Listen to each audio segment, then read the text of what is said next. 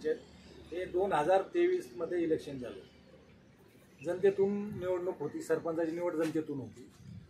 माझ्या विटखेडा कानडगाव ग्रुप ग्रामपंचायत 9 सदस्याची बॉडी आहे आणि 10 प्लस सरपंच. त्यापैकी माझी मिसेस संगीताई लक्ष्मण सवाई ही लोकातून निवडून आलेली सरपंच आहे आणि 9 सदस्य आहे. 9 पैकी 7 माझ्या महिला सदस्य आहेत आणि 2 पुरुष सदस्य आहेत.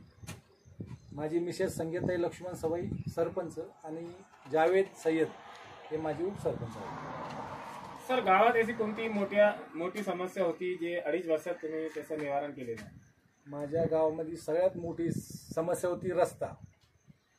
कारण विटखेडा हे गाव कन्नड तालुक्यात लास्ट बॉर्डर शेवटचं गाव आहे. या गावाला आतापर्यंत रस्ताच नव्हता.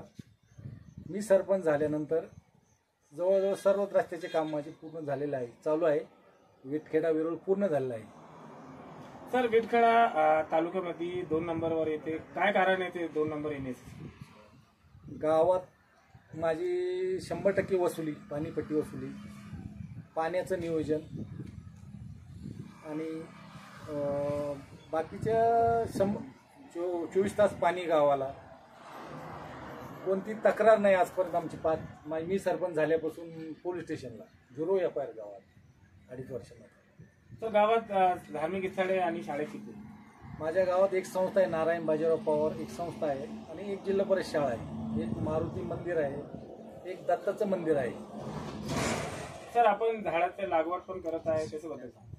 मी सरपंच झाल्यानंतर एक असं निर्णय घेतला की आपण माझा वाढदिवस साजरा न करता, ते पैसे खर्च न करता, का आपण एक काहीतरी नवीन कल्पना आली तर आपण झाडं लावूया.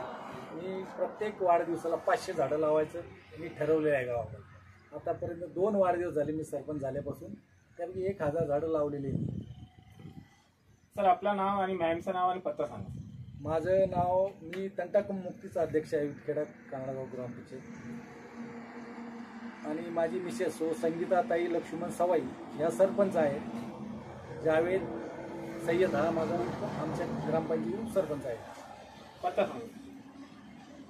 सरपंचाचा पत्ता आपला ग्रामपंचायत विटखेडा कानडगाव ग्रुप ग्रामपंचायत, विटखेडा तालुका कन्नड, जिल्हा औरंगाबाद. Thank you sir.